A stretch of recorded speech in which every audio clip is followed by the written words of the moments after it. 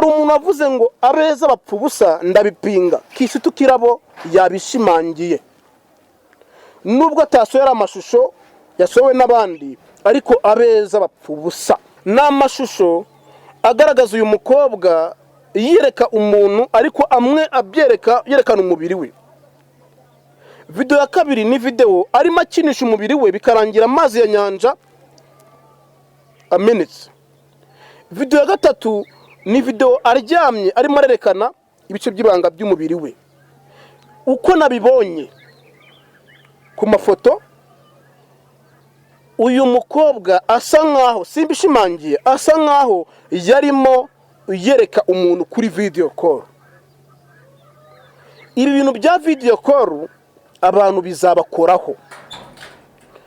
Hanavuye akantu abantu bavuze ngo abeza bapfa ubusa, bitewe n'uyu mukobwa muri Uganda witwa Kirabo Kisitu. Kirabo Kisitu, nyuma yuko aya mashusho agiye hanze, imbuga ze zazamutse cyane, haba kuri Instagram. Gusa icyatunguye abantu kuri Twitter, hagiye umukobwa wamwitiriye asaba imbabazi, biza kurangira kiravuze yuko adasaba imbabazi. Ibi bintu byatumye abantu benshi base Kirabo yanze gusaba imbabazi. Ibintu bya video call byateye abantu benshi bizabasenyera. Abantu benshi gushaka amafaranga mu buryo bubi budakwiye bizatuma abantu benshi batakaza agaciro kabo. Boss Lady Alia Cool, umuherwe Rugumi, bavuzwe mu rukundo, bavuga yuko bakundanye, gusa ariko umwe kuri umwe naho bitangaje. Byaravuzwe ariko nibyabaye. Kuki mbagarutseho uyu munsi? Nagize gutya njya kuri Instagram y'ubitwa Alia Cool, ni Boss Lady, tunamwubaye cyane. Nsanga nagagikurikira uwitwa Rugumi. Ngiye kuri Rugumi, nsanga nagagikurikira uwitwa Alia Cool. Mu minsi yashize twabonye uwitwa Rugumi aza muri comment, agatera comment nuza uyu Alia Cool ya postinga ifoto, akajya muri comment agashyiraho imitima. Ndavuga Rugumi. Icyatunguye abantu nuko bano bombi uyu munsi nago bagikurikiranwa kuri social media zabo, kandi barahoze bakurikiranwa. Ngiye gukotinga umwe influencer witwa Mideli. Mideli avuga yuko ngo amakuru akura hafi kwa bombi, avuga yuko ngo Alia Cool nigeze akunda na gato uyu witwa Rugumi. Nyumva neza, Alia Cool nigeze nima akunda Rugumi, ngo Rugumi yaje akuruwe n'ubwiza bwa Alia Cool, aza akora like nkuko undi muntu wese akora like. Rugumi nyuma yuko ubitwa ngo Jolly nibivugwa, Jolly amubwiye ati genda ajya ku ruhande, ubitwa Rugumi yasagira gutya aravuga ngo reka ngende ndakaze ubitwa Alia Cool, reka ngende ndakaze Jolly, mfata indi nkumi nziza muri Kigali igezweho, ubundi Jolly aze kubabara. Reka nkavuga neza kano kana. Nyuma yuko Rugumi ahombye cyangwa abuze uwo yakundaga, ndavuga Jolly, yahisemo kujya kumubabaza, ariko akoresha undi mukobwa ukunzwe mu Rwanda kandi w'umukire mwiza witwa Alia Cool. Alia Cool ngo amakuru avuga yuko atakunze Rugumi, abo ngo Rugumi yaje amufollowinga, amukandaho nyine ubutima urabizi. Alia Cool we avuga yuko yabonye nibivugwa ngo yuko yabonye Rugumi azashyiraho comment bisanzwe, akagira ngo ni kumwe umufana akunda umuntu bisanzwe. Amakuru avuga yuko ubu tuvugana Alia Cool amaze gutera indobo uwitwa Rugumi. Yahisemo ngo yamuborotse, ndetse ngo siyanakunze uwitwa Rugumi, ahubwo nuko yazaga muri comment amustokinga, amukubita ama like, ariko rabiza abakire. Mwibaza ni ko nzi ko uyu munsi abakene bangwa mu rukundo. Ese Rugumi we arimo arazira iki? Si umukire? Uyu nzi ko abakene uyu munsi mu rukundo bigoye kubona abakunzi. Uyu Rugumi ni umukire, ariko abakunze bose biza kurangira bamwanze. Ese bamuganura urukundo abantu bavuga ni iki? Urukundo ni iki? Ko Ruguma ari umukire akaba uwakunze wese birangira mukatiye, urukundo ni iki? Kandi mukibaza abantu mungurikiye, urukundo ni iki? Mwati umuhungu w'umukene akundwa na nyina, ariko n'umukire urugero Rugumi abakunze bose birangira bamukatiye.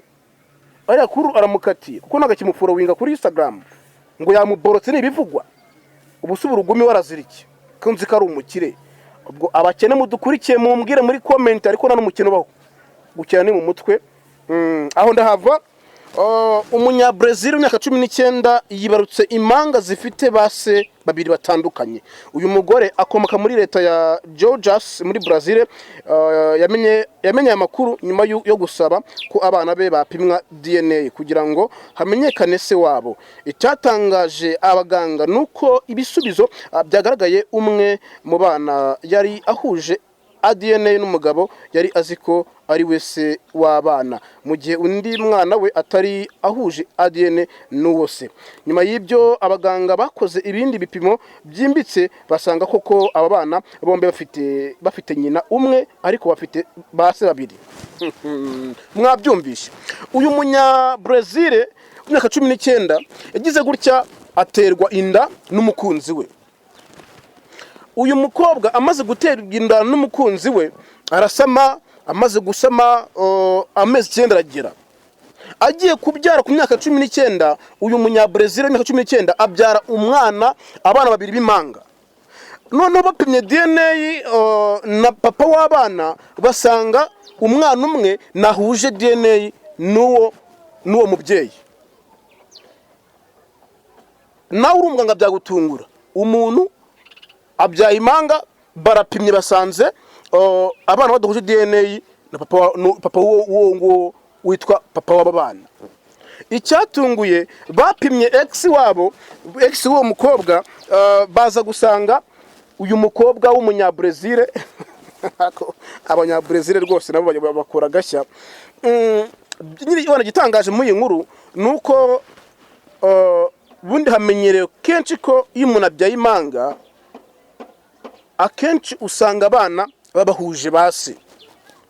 Urumva rero uyu mwana we yarabyaye ku myaka 19 abyara impanga, amaze kubyara impanga bapimye basanga nago bahuje base, basanga umubyeyi umwe niwe umwana ahuje DNA n'uwo mwana.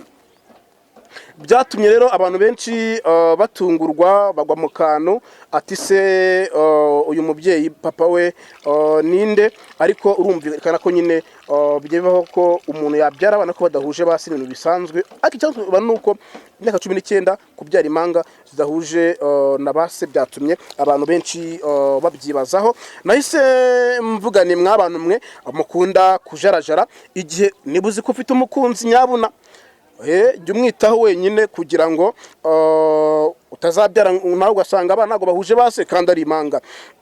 Aho ndahambuka ahubwo mave nigarukiye iwacu mu Rwanda. Reka mbwire ngo EMI Empire Irene Murindahabi ngo congratulation. Uwitwa Irene Murindahabi nyuma y'imyaka 7 akora itangazamakuru, ndavuga yikorera, igeze gutya yuzuza miliyoni y'abasubscribers. Ni umwe mu nyamakuru bikorera mu Rwanda. Uwa mbere wabigize ni Murungi Sabe, uwa kabiri wikorera ni Rocky, undi wikorera ni uwitwa Irene Murindahabi nawe agize 1M y'abasubscribers. Urumva ko mu Rwanda itangazamakuru rigenda ryaguka, rigenda ryagura imbago, kuko bakuru bacu uyu munsi rwose Irene Murindahabi abakunzi be munyemere twifurize Irene Murindahabi gutera imbere, agumye atera imbere, agumye agere kure, kubera ko 1M subscribers n'abantu benshi kandi ni intego ibitangaje kuba uwitwa Irene Murindahabi yagira aba subscribers miliyoni imukira kuri YouTube. Aha ndaza kuhava ariko Irene Murindahabi wenda muvaho ni umunyamakuru wakoze cyane, ni umunyamakuru werekanye yuko iyo ukoze ushobora kugera kuri success. Aba upcoming cyangwa abantu bagishaka ngo ni gute natera imbere, twigire kuri Irene Murindahabi.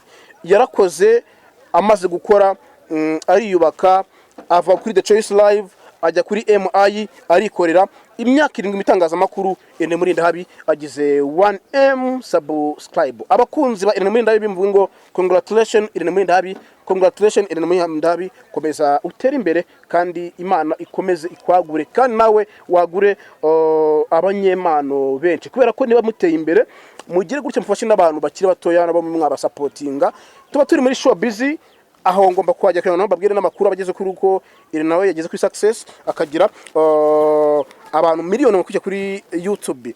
Byanatumye rero mvuga ni murabizi ko ku munsi w'ejo nare byafite ibihumbi 998 ikiganiro kuri na Bruce Melody cyana pushinze kuba yagira miliyoni subscribers. Home Empire, Home Empire. Turabashuhuje kandi tubahaye ikaze mwese mukunda ibiganiro tubagezaho. Nitwa IT channel yitwa Home Empire.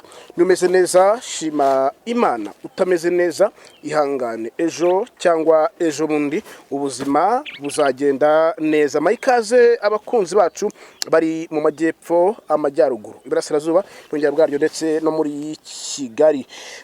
Tuje mu makuru aba agezweho hano iwacu mu Rwanda ndetse no hanze yarwo, aho tujye kuganira byinshi bitandukanye byiriwe bivuga. Niba ukunda imyidagaduro, ukunda showbiz, ugeze nga bwa mbere banza ukore subscribe kugira ngo ujye ubona amakuru menshi abageze hano iwacu mu Rwanda. Dore ko mwavuze yuko mukunda amakuru ariko mukabona amatiku. Twe ahanga tuvuga amakuru agezweho kandi mu myidagaduro ni showbiz.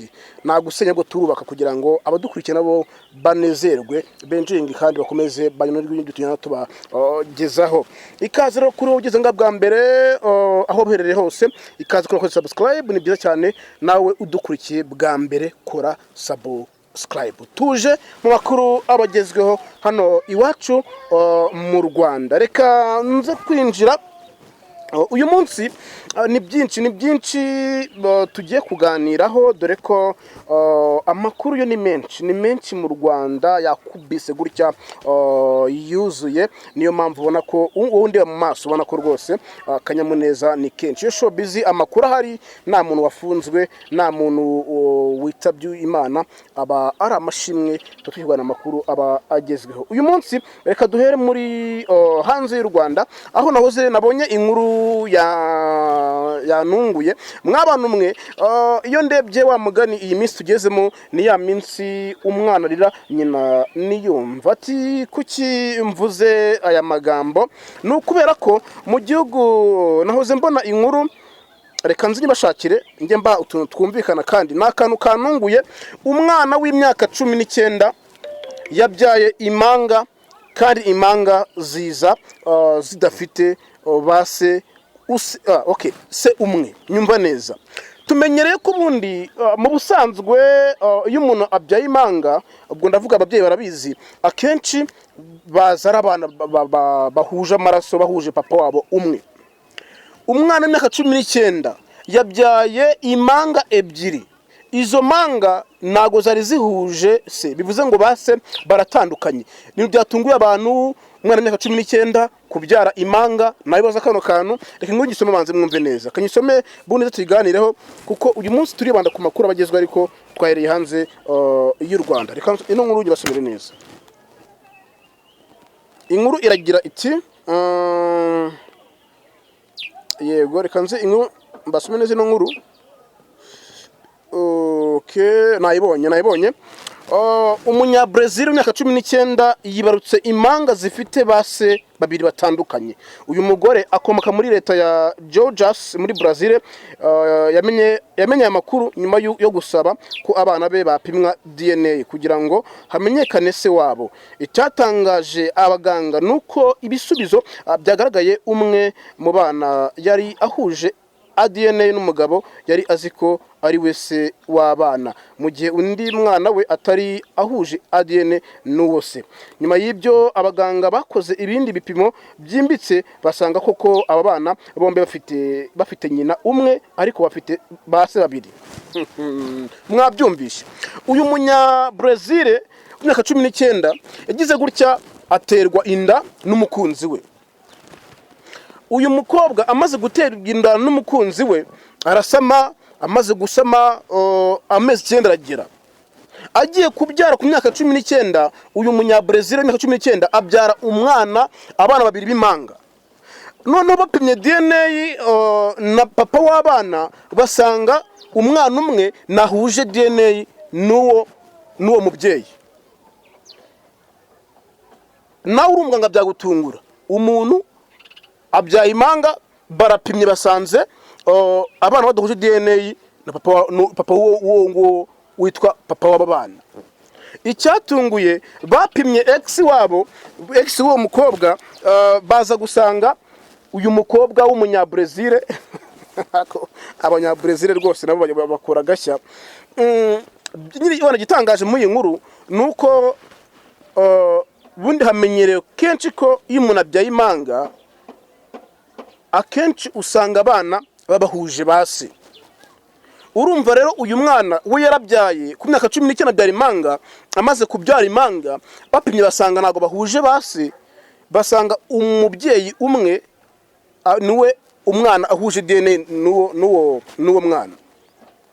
Byatumye rero abantu benshi batungurwa bagwa mu kantu ati se uyu mubyeyi papa we ninde, ariko urumvikana ko nyine byebaho ko umuntu yabyara abana ko badahuje basi ibintu bisanzwe. Ariko icyo nuko imyaka 19 kubyara impanga zidahuje na base byatumye abantu benshi babyibazaho. Nahise mvuga ni mw'abantu mwe mukunda kujarajara, igihe nibuzi ko ufite umukunzi nyabuna jya umwitaho wenyine kugira ngo utazabyara nawe ugasanga abana ntabwo bahuje base kandi ari impanga. Aho ndahambuka ahubwo mave nigarukiye iwacu mu Rwanda. Reka mbwire ngo EMI Empire Irene Murindahabi ngo congratulation. Uwitwa Irene Murindahabi nyuma y'imyaka 7 akora itangazamakuru, ndavuga yikorera, igize gutya yuzuza miliyoni y'abasubscribers. N'umwe mu banyamakuru bikorera mu Rwanda. Uwa mbere wabigize ni Murungi Sabe, wa kabiri wikorera ni Rocky, undi wikorera ni witwa Irene Murindahabi nawe agize 1M y'abasubscribers. Urumva ko mu Rwanda itangazamakuru rigenda ryaguka, rigenda ryagura imbago, kuko bakuru bacu uyu munsi rwose Irene Murindahabi abakunzi be munyemere twifurize Irene Murindahabi gutera imbere, agumye atera imbere, agumye agere kure, kubera ko 1M subscribers n'abantu benshi kandi ni intego ibitangaje kuba uwitwa Irene Murindahabi yagira abasubscribers miliyoni imukira kuri YouTube. Aha ndaza kuhava, ariko Irene Murindahabi wenda muvaho ni umunyamakuru wakoze cyane, ni umunyamakuru werekanye yuko iyo ukoze ushobora kugera kuri success. Upcoming cyangwa abantu bagishaka ngo ni gute natera imbere, twigire kuri Irene Murindahabi. Yarakoze, amaze gukora ariyubaka, ava kuri The Choice Live ajya kuri MI arikorera. Imyaka 7 itangazamakuru, Irene Murindahabi agize 1M subscribe. Abakunzi ba Irene Murindahabi mvuga ngo congratulation Irene Murindahabi, congratulation Irene Murindahabi, komeza utera imbere kandi Imana ikomeze ikwagure, kandi nawe wagure abanyemano benshi, kubera ko niba muteye imbere mugire gutya mufashe n'abantu bakiri batoya nabo mwaba supportinga. Tuba turi muri show busy, aho ngomba kuhajya kugira ngo babwire n'amakuru abageze kuri uko Irene nawe yageze kuri success akagira abantu miliyoni mu kujya kuri YouTube. Byanatumye rero mvuga ni murabizi ko ku munsi w'ejo nare byafite ibihumbi 998 ikiganiro kuri nyine Bruce Melody cyana pushinze kuba yagira miliyoni subscribers. Urumva ko kandi n'abantu b'inshuti n'abantu ubona ko bahuza kandi kuba bahuza umubano ndetse no mwitangazamakuru ni ibintu byiza cyane. Rero abakunzi ba Irene Murindahabi rwose mwenjoyinge ibyishimo by'umunyamakuru dukunda cyane turi benshi mu Rwanda kandi w'umuhanga uzamura impano ziba zitandukanye. Aha ndaza kuhava mbabwira ati Irene muzi ko yinjira muri sinema arimo agenda ikora neza cyane icacamba wakubita cyane kubona bangura witwa Irene akomeze atere imbere. Amakuru yo ni menshi, dore ko tuza kuganira ku byinshi bitandukanye, ingingo ni nyinshi cyane. Niyo mpamvu nahoze mbona rwose abantu benshi batandukanye bagenda bambwira ati ayite rero irankuru wakoze mu Bugande uze kuza kwisubiramo nawe twumvishe neza gira mukobwa nawe tumuzi aho ndaza kwinjira mu kanya ariko mabwire ngo reka mere ku nkuru ku munsi hejo hashize. Uwitwa Yamano murabizi neza ko uyu Yamano yakatiwe iminsi 3 y'agateganyo kubera ko ibyaha 3 byamugumyeho ibindi Yamano abikurwaho.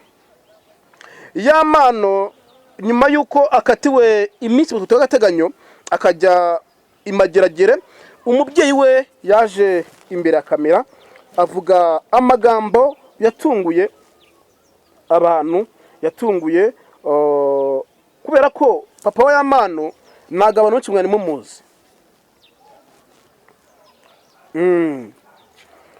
Ariko nyuma yuko Yamano akatiwe papa we yaraje amaze kuza asobanura byinshi kuri Yamano. Aha hantu ndavuga amagambo ameze gutya, buretse ndavuga amagambo ameze gutya. Yamano yatumye tubona yuko uko umuntu mufata hari uko abandi baba mufata.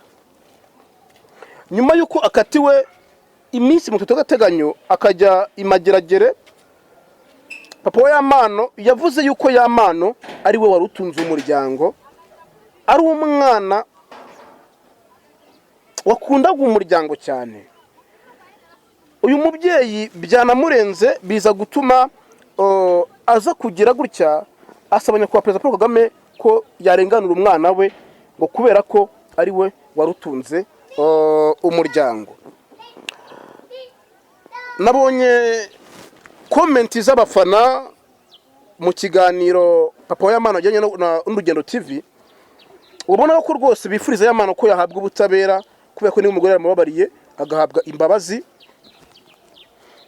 ngo yarakwiye neza kuba nawe Yamano ngo yahabwa ubutabera.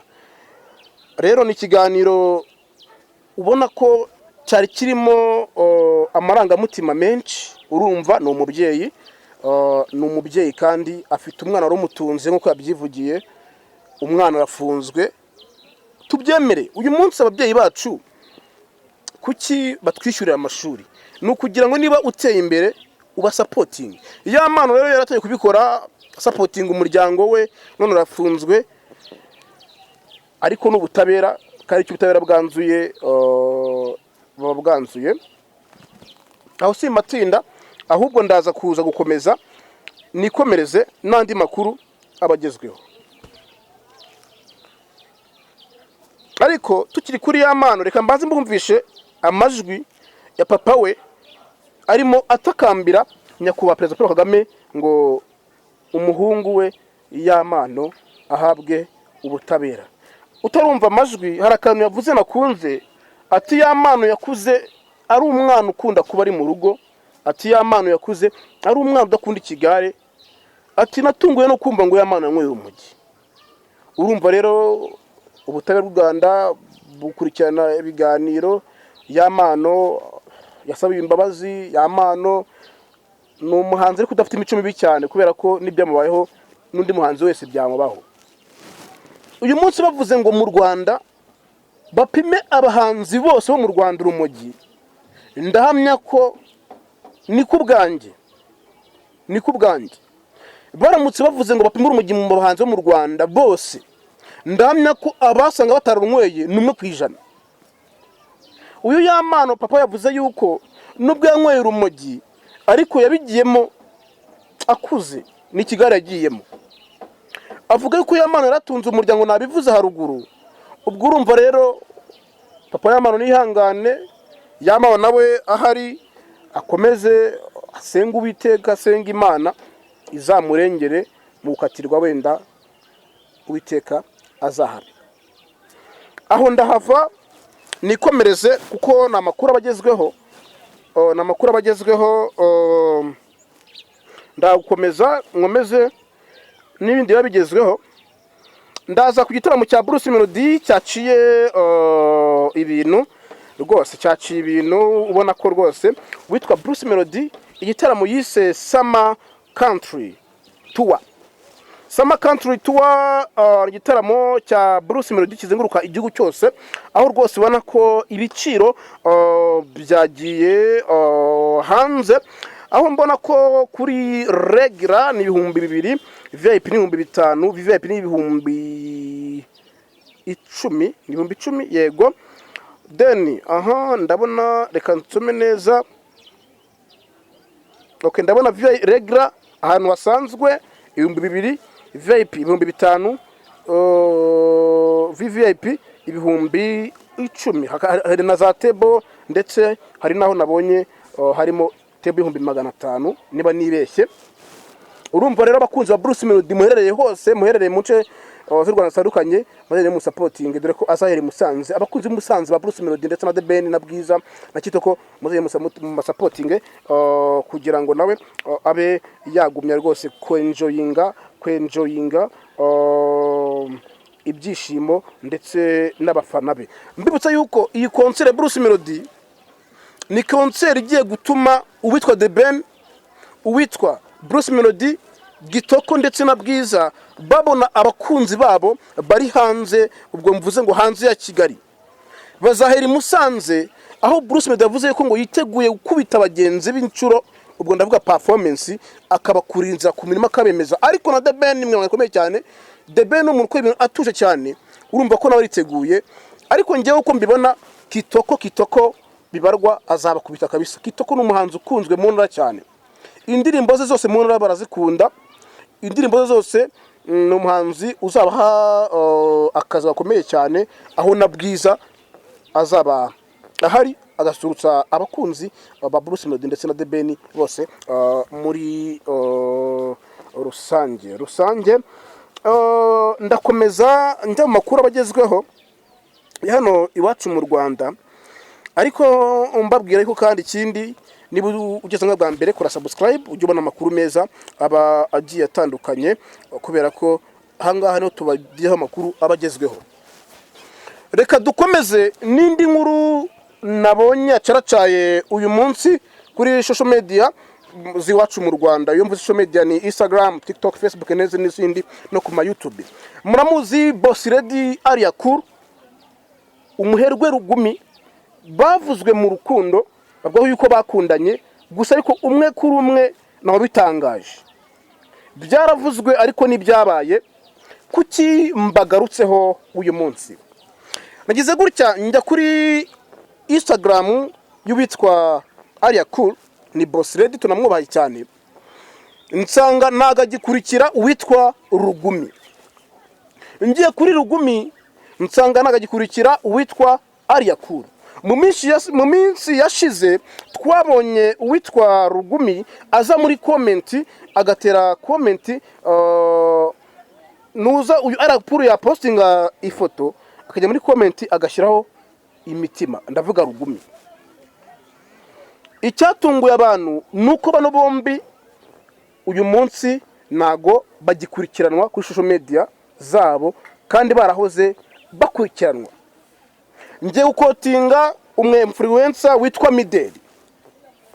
Midere avuga yuko ngo amakuru akura hafi kw'aba bombi, avuga yuko ngo Ariya Kuru nigeze akunda na gato uyu witwa Rugumi. Nyumva neza, Ariya Kuru nigeze nima akunda Rugumi, ngo Rugumi yaje akuruwe n'ubwiza bwa Ariya Kuru, aza akora like nk'uko undi muntu wese akora like. Rugumi nyuma yuko uwitwa ngo Jolly nibivugwa, Jolly amubwiye ati genda ajya ku ruhande, uwitwa Rugumi yase agira gutya aravuga ngo reka ngende ndakaze uwitwa Ariya Kuru reka ngende ndakaze Jolly mfata indi nkumi nziza muri Kigali igezweho, ubundi Jolly aze kubabara. Reka nkavuga neza kano kana, nyuma yuko Rugumi ahombye cyangwa abuze uwo yakundaga, ndavuga Jolly, yahisemo kujya kumubabaza, ariko akoresha undi mukobwa ukunzwe mu Rwanda kandi w'umukire mwiza witwa Ariya Kuru. Ariya Kuru ngo amakuru avuga yuko atakunze Rugumi, abo ngo Rugumi yaje amuforowinga amukandaho nyine udutima urabizi. Ariya Kuru we avuga yuko yabonye nibivugwa ngo yuko yabonye Rugumi azashyiraho comment bisanzwe, akagira ngo ni kumwe umufana akunda umuntu bisanzwe. Amakuru avuga yuko ubu tuvugana Ariya Kuru yamaze gutera indobo uwitwa Rugumi, yahisemo ngo yamuborotse, ndetse ngo si yanakunze uwitwa Rugumi, ahubwo nuko yazaga muri comment amustokinga amukubita like, ariko urabiza abakire. Mwibaza ni ko nzi ko uyu munsi inkundo akakangabwe neza, ko nzi ko uyu munsi abakene bangwa mu rukundo. Ese Rugumi we arimo arazira iki? Si umukire? Uyu nzi ko abakene uyu munsi mu rukundo bigoye kubona abakunzi. Uyu Rugumi ni umukire, ariko abakunze bose biza kurangira bamwanze. Ese bamuganura urukundo abantu bavuga niki? Urukundo niki? Ko Rugumi ari umukire akaba uwakunze wese birangira mukatiye, urukundo niki? Kandi mukibaza abantu mungurikiye, urukundo niki? Umwati umuhungu w'umukene akundwa na nyina, ariko n'umukire urugero Rugumi abakunze bose birangira bamukatiye. Ariya Kuru aramukatiye kuko nagakimuforowinga kuri Instagram ngo yamuborotse nibivugwa. Ubusubu Rugumi waraziriki kunzi ko ari umukire.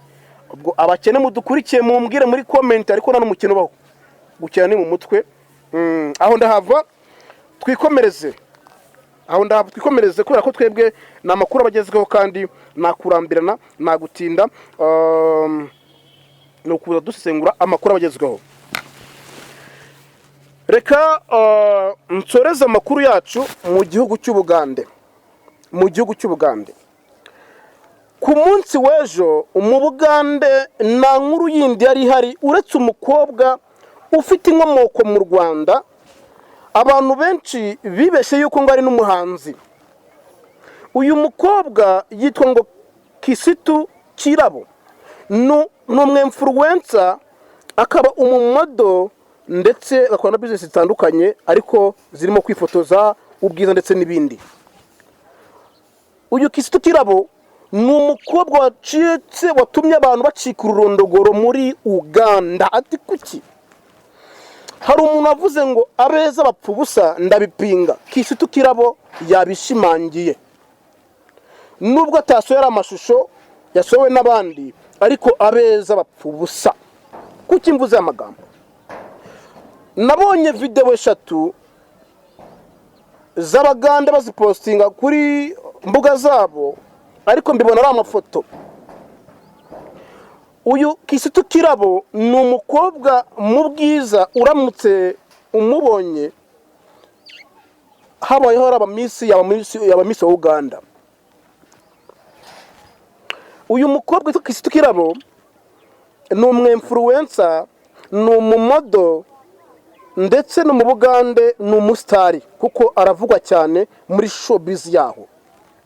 Ku munsi w'ejo nibwo hasakaye amashusho n'amafoto ye y'ubwambure bwe, abantu bayabonye bagiye mu makomenti ibyo banditse ndaje tubiganireho. Uyu ni umukobwa mu bwiza afite, uramutse umubonye ndahamya ko nta muhungu w'umukene wamwigerera, ariko videwo ze abahungu bakene bazibonye. Uyu munsi abeza nibo bapfa ubusa, kubera ko ndashingira kuri kino kintu. Videwo ya mbere y'uyu mukobwa aba asa nkaho arimo ariyereka umuntu kuri video call, aba yambaye ubusa arimo ariyereka umuntu kuri video call, ubona ko asa nkaho ariyereka umuntu. Umva neza kano kantu. Videwo ya mbere y'uyu mukobwa aba arimo yereka umuntu yambaye ubusa buri asa nkaho yereka umuntu gutya kuri video call. Video ya kabiri aba arimo akinisha umubiri we, gukinisha umubiri we bikarangira ngo amazi ya nyanja amenetse. Video ya gatatu nayo aba ameze nkaho aryamye arimo arereka umuntu, ariko yerekana ibice by'ibanga bye byo hejuru. N'amashusho agaragaza uyu mukobwa yereka umuntu, ariko amwe yerekana umubiri we. Video ya kabiri ni video arimo akinisha umubiri we bikarangira amazi ya nyanja amenetse. Video ya gatatu ni video aryamye arimo arerekana ibice by'ibanga by'umubiri we. Uko nabibonye ku mafoto, uyu mukobwa asa nkaho, simbishimangiye, asa nkaho yarimo yereka umuntu kuri video call. Ibi bintu bya video call abantu bizabakoraho. Hanavuye akantu abantu bavuze ngo abeza bapfa ubusa, bitewe n'uyu mukobwa muri Uganda witwa Kirabo Kisitu. Kirabo Kisitu, nyuma yuko aya mashusho agiye hanze, imbuga ze zazamutse cyane, haba kuri Instagram. Gusa icyatunguye abantu kuri Twitter, hagiye umukobwa wamwitiriye asaba imbabazi, biza kurangira kiravuze yuko adasaba imbabazi. Ibi bintu byatumye abantu benshi base Kirabo yanze gusaba imbabazi. Muri make rero ibintu bya video call byateye abantu benshi bizabasenyera, abantu benshi gushaka amafaranga bizatuma abantu benshi batakaza agaciro kabo. Gushaka amafaranga mu buryo bubi budakwiye bizatuma abantu batakaza agaciro kabo, kubera ko uyu Kirabo Kisitu nicyo ashobora kuba yazize. Abantu barebye amashusho y'uyu mukobwa bateye amakomenti atandukanye, dore ko banavuze yuko ngo ari mazi ya nyanja. Inkomoko y'izina mazi ya nyanja ngo yakomotse kuri Kisitu Kirabo. Ababonye video ze arimo akinisha imibiri ye bikarangira amazi ya nyanja amenetse, bavuze yuko iyi soko ishobora kuba igiye kurangira. Kubona umwana mwiza kuriya w'uburanga buteye kuriya akinisha umubiri we agamije, aho nawe ngiye gushinza aho kamahagararire. Icyanangaje kuri Kisitu Kirabo ni uburyo yaryamye gutya, yarangiza ariko mana we, nk'abantu kambabwiza ukuri, niba ari iminsi ya nyuma, niba ari ikoranabuhanga gusa, ariko kambabwiza ukuri mw'abantu mwe, gushaka ubutunzi bubuze cyane bigira ingaruka. Gusa gusakaza amashusho y'ubwambure bw'abandi bigize icyaha. Abadukurikiye mu byumve neza, nihagira umuntu uza kumbaza amashusho y'uyu muntu utongo Kirabo Kisitu, kuko nanjye sinabonye, nabonye amafoto. Reka nshimire abakunzi bacu twabanye kino kiganiro kirambuye cyane. Nitwa IT channel yitwa Home Empire.